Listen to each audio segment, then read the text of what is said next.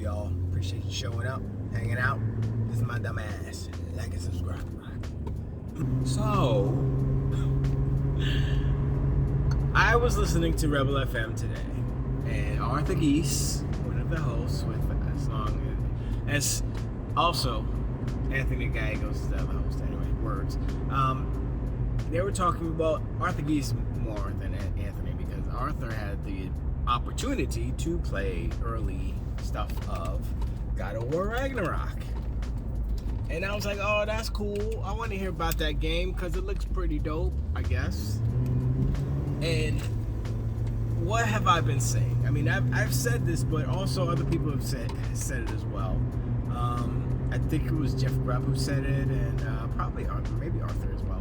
But basically, when you have games like that, like Horizon Forbidden West, like any sequels, always have I mean, this is not exclusive to just Sony sequels, but any sequel always has the potential to have a game that has each sequel has diminishing returns. Now, there can be improvements, obviously, but at the end of the day, the first game is the most impactful, if it is impactful. Like God of War 2018 was like, yo, it's crazy, the spectacle, the one camera shot thing, boop, boop, boop, right?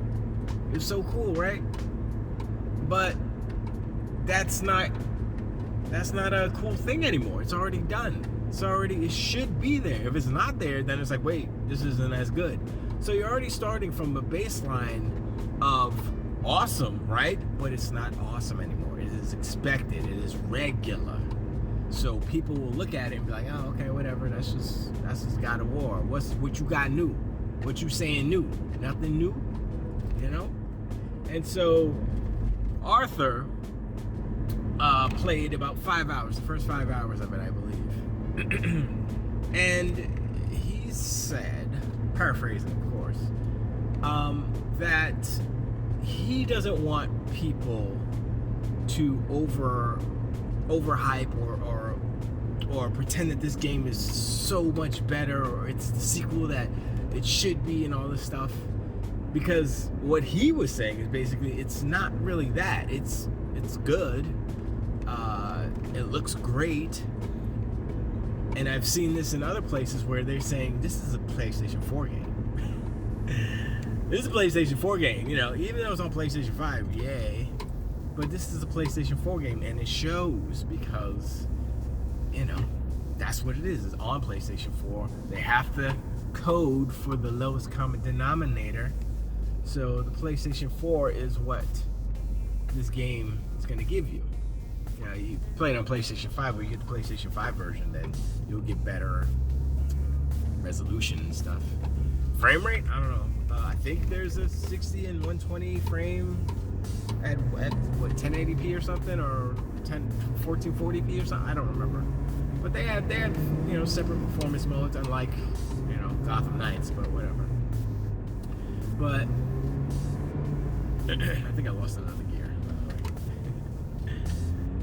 But yeah, Arthur Geese wasn't. There we go. He wasn't having it as far as, you know, the game. He's not one to get overhyped on things. You know, he looks at the technical specs. He looks at the.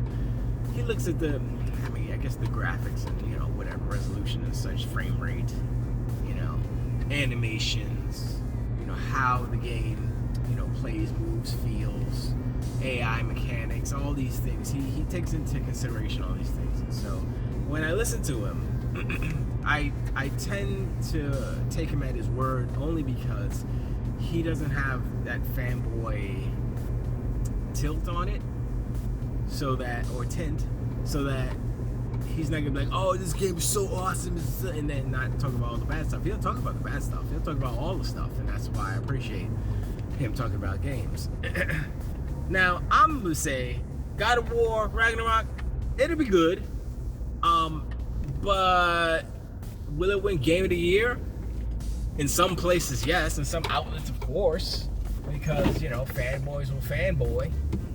But I think Elden Ring is gonna beat God of War in many places. You know, because Elden Ring is just, even though it's like more of the same or whatever. It is a juggernaut in a way because of the fact that it was missing one element that it added, and it just blew away all the other games. So imagine if like Bloodborne or Demon's Souls or these games were open world like Elden Ring. They would be probably just as good. That's the differentiator. But anyway, back to God of War Ragnarok. So this is happening years, what did they say, 5 years after 2018 God of War, which is accurate, kind of, sort of. I mean, it's 4 years, but whatever, who's counting? And Atreus is older. He's a teenager now. His voice has changed. He's got little hairs on his sack or something. I don't know. They didn't show that. I don't think they should. I don't think they will show that. You know, he's got a little stubble on his chin. Who knows? But you know, it's, and Arthur said he's less whiny. I do remember watching videos on the first God of War and like, yeah, man, why is this kid so whiny all the time? You know, it's like, boy, good. That's why I called him boy all the time, because he was a pain in the booty hole. But anyway,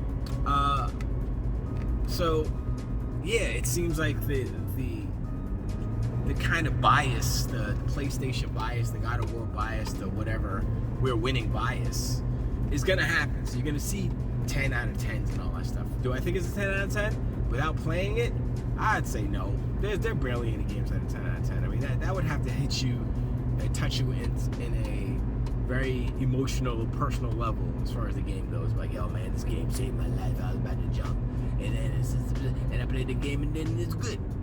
So it saved my life, and that's why it's a 10 out of 10. I'm like, you know what? Sure, you give it a 10 out of 10 if it caused you to be happier in life.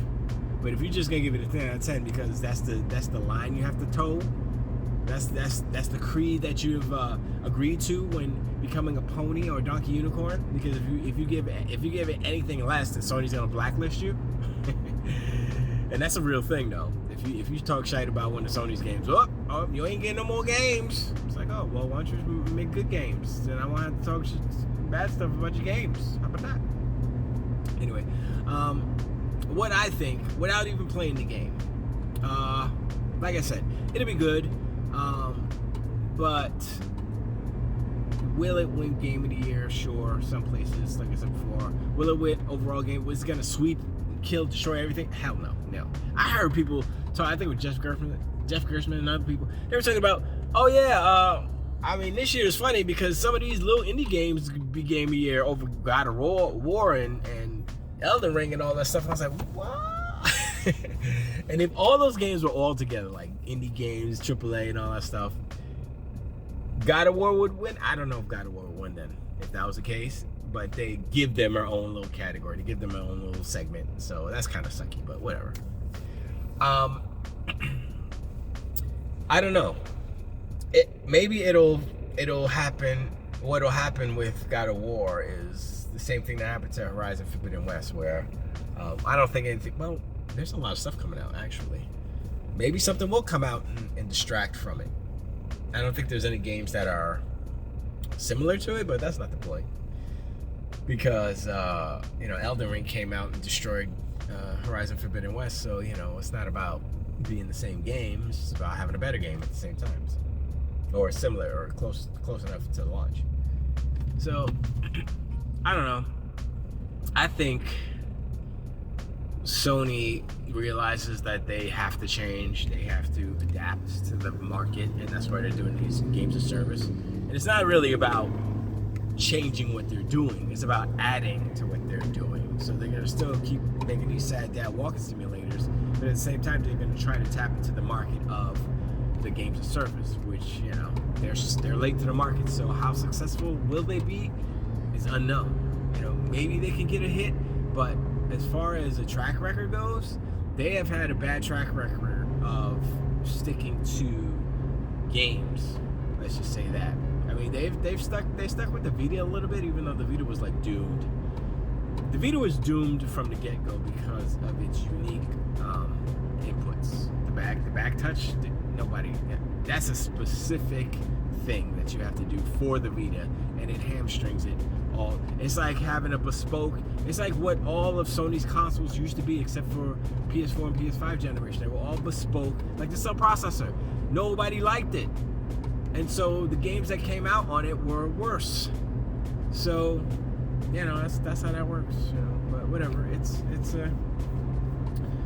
I mean, we'll see. It'll be good, but you know, it's. On one end, I'm disappointed at what Sony's doing to the industry, in the industry, and at the other end, I'm happy that they're starting to lose ground. That the competition is getting so good that it's making their ugliness in the industry come to light. And like I said before, I want everyone to see what they really are. I don't want them to get away with the bullshit that they've been getting away with for years. It's over. Them days is over. It's time to pay. It's time to pay up for your sins. It's just time to, you know, it's time for the industry to evolve and to be better. And Sony being part of the industry is not helping. They're part of the old guard that needs to be changed. They need to change. Their whole business model needs to change. And the fact that they're allowed to do business in that way needs to change. They need to be held accountable for the things that they do that are devious and evil and anti-consumer and anti-industry, anti-growth. And that's the main thing. Like if you cock blocking games because you can't man up and make something better, then get out of the industry. We don't need you here because you're not making it better. Competition is about, oh snap, they made something good, we gotta do something better. Back and forth, both blow for blow. But you don't want to do that. You just want to fix the game in your favor. They're like, no. I don't want to have nothing to do with that. That's why I'm not buying a PlayStation. Nothing. I ain't buying PlayStation. Nothing. I'll be like, yo, should I buy a PlayStation? I'm like, nah, man. That'd be evil. They charge you extra for the games. They get consoles more expensive. They don't care about you. If you buy a game by accident or something and you start downloading it and you say, oh snap, that's not it, and you try to get they won't give you a refund, and they all messed up. Just saying, your little Timmy be in the house downloading all the games. Like, no, wait. Guess what? You asked out. That's all. Those are all your games now. You like, but Timmy, my little boy Timmy, he downloaded all these games by accident. We don't care. We're Sony. We got your money. Sorry, see you later. Click. You know, I mean, you know, do you want to be in business with a person, with a corporation like that just doesn't care? You know, and some people say, oh, well, they don't need to care because they're in first place, and the only reason Microsoft is caring is because they're trying to catch up. Or Sony's evil. Let's not, you know, honestly, all the behavior dictates that Sony's pretty evil. I'm just saying, it's blatant. So we'll see what the CMA does. We'll see, but you know, God of War Ragnarok, it'll be alright, whatever, big game. What I'm gonna do this time is gonna pay attention to all the hundreds out of hundreds and tens out of tens and see what they say. And then they're on the list, if you know what I mean. You know, like they're on the list of, yeah, y'all are nothing. Y'all are full of shit. I don't need to listen to y'all. And that's what that's gonna be. But anyway, let me know what y'all think. Is God of War Ragnarok really gonna be better than 2018? And if it is better than 2018, is it that much better than 2018 that it would get a better score aggregately than 2018? Is Sony's kind of one-trick pony out of gas as far as these Walking Dead simulators, Dad walking simulators? You know, how long can they sustain this? You know, I don't know. Let me know in the comments. You know, I'll talk to y'all on the next one if I get to where I'm gonna be. My transmission gonna fall out. Anyway, it doesn't matter. See you next time.